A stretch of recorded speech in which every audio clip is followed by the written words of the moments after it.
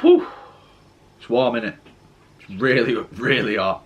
But if you want to help me chill out, then you can subscribe to the channel, because I want to get 10,000 subscribers before the end of the year. And I will admit that is not my best intro, but I thought I'd switch it up. I'm sick of just saying flat out like, oh yeah, give me subscribers. Meh. You'd help me chill out. Yeah, saying it again doesn't help. So hello everyone, Wingy here, as always. Well, not always, I don't upload every day. I should get better with that soon though, I promise. But in today's video, I'm talking about how far can you go with Doctor Who, or how far should you go with Doctor Who. The reason for me doing this video is for a couple of reasons. In my last video where I'm talking about the Tom Baker era, I mentioned how Mary Whitehouse used to complain and just moaned about Doctor Who even doing the slightest thing because it went too far for kids. And also because I've got a review either coming up or is coming out soon of Dragonfire, and there's the infamous moment where, you know, the face melting stuff. So I just thought, how far should you go with Doctor Who? For a lot of you watching this video who have watched my channel before, I think you'll already know my standpoint, and that I genuinely do feel that Doctor Who sometimes cowers away from going as far as it could. I understand that people will say that this is a kids show. I don't think it is. If it was a kids show, it'd be on CBBC.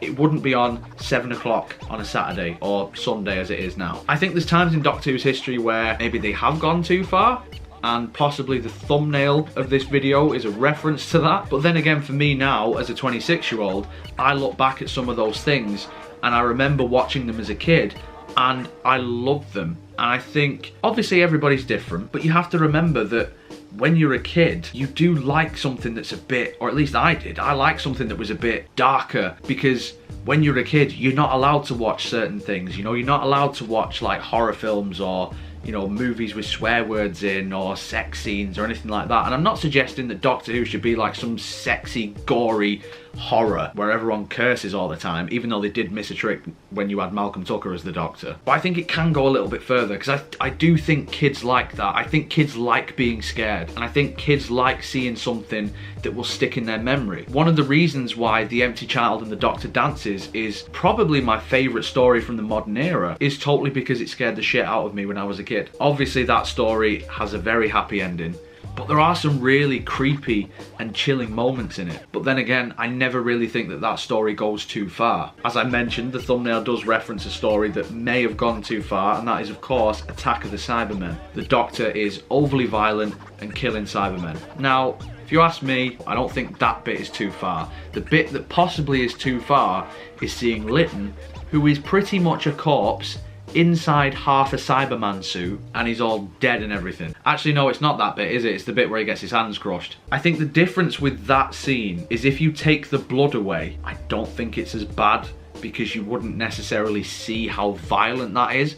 But as I keep saying a lot of the time with Doctor Who, the violence and the death and the destruction is all par for the course. It's the consequences. Travelling with the Doctor isn't really going to be an easy ride. Considering who the Doctor is as a character, always going to be interfering. That's just the nature of the character. That's who he is. And naturally, people will suffer that, whether it's someone who the Doctor's close to, whether it's someone we meet in the story, whether it's some randomer, whether it's someone who's in the pre-title sequence, whatever it might be. I think you have to see that. Maybe blood and gore is slightly too far, but just a little bit here and there, just to sort of hint that, you know, something's gone down. Maybe seeing like blood-stained walls, not actually see them, you know, get obliterated or whatever. A lot of people also reference Resurrection of the Daleks when they talk about how violent Doctor Who can be, or how grim Doctor Who can be. I love that story, and one of the reasons why I love that story is because of how violent and grim it is. I won't bang on about it too much because I know that I've mentioned it quite a few times, particularly when I'm talking about the Fifth Doctor, but that story for me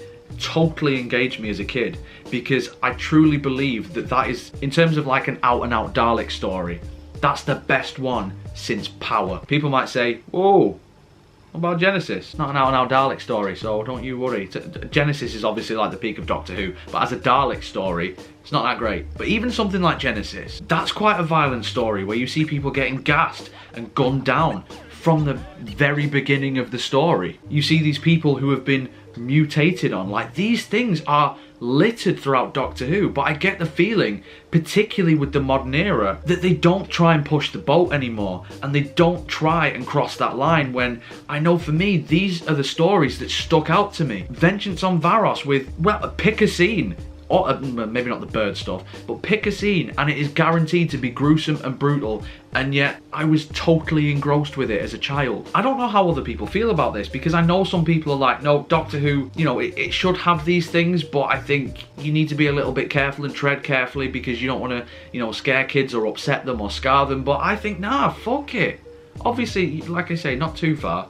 But I think Doctor Who could go a little bit further. I think I want to see like half-converted Cybermen. Like these weird, creepy, zombie-like people that are just stomping around aimlessly. I want to see the Daleks kill whoever crosses their path. You know, I want to feel the power of these villains. I want to feel the consequences for the Doctor. I want to see people who are totally innocent, who end up in the wrong place at the wrong time. I want to see villains get their comeuppance, like I mentioned in Seeds of Doom with Harrison Chase, where he gets crushed in that grinder. Obviously with something like that, I think they did it perfectly. You just see him go in, it cuts to Sarah and the Doctor, and you just hear his scream. You don't see the bones cracking and blood spurting everywhere, because that would be too far. But these moments, like I say, I feel like they are too few and far between, and especially today, the way that the world is, everybody's offended by something, everybody's got an opinion on something, and you're allowed to have an opinion on anything that you want. But I think a lot of people within the industry nowadays take too much of that on board and don't really follow through with their own idea. Now that might be a misconception, or I might be misconstruing someone else's opinion, I don't know, because these people, maybe they think, oh no, I can't go too far, and that's what they actually think. But I do feel like the reins are on a little bit with Doctor Who, and it has been for a while. Like I say, I don't think this is a kids show. I really don't. Listening to Big Finish as well, I mean, given the fact that it's audio, it is a slightly different platform, but you genuinely feel that they go a little bit further sometimes. Whether that's because of the audio nature, because the people who are listening to it aren't likely to be children. I know that they probably are, but more than likely they will be sort of young teen upwards. But that level of Doctor Who, I think, should be on the main screen as well. Or then again, if we're talking about, like, a lot of people lately are talking about sort of Marvel style Doctor Who universe, where they have, like, I don't know, they have an 8th Doctor show, and they have a Dalek show, or a Unit show, or a River Song show, or a Missy show, or, you know, whatever it might be. Explore it. We've seen it with Torchwood before. We've seen it fail with Class before. But the idea still stands. It can work in other mediums if you don't really have the courage to do it for the flagship show. That was surprisingly hard to say, flagship show.